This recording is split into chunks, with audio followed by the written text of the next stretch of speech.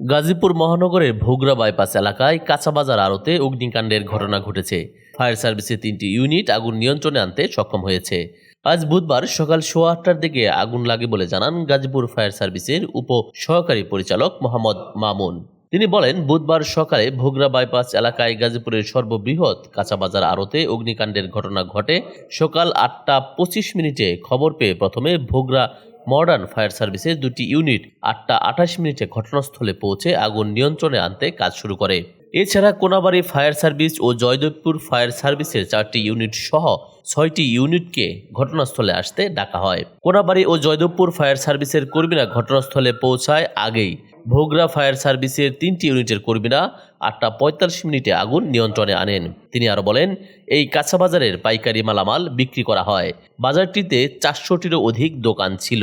আগুনে মাত্র 14টি দোকান পুড়েছে। আগুন লাগার কারণ ও ক্ষয়ক্ষতির পরিমাণ জানা যায়নি।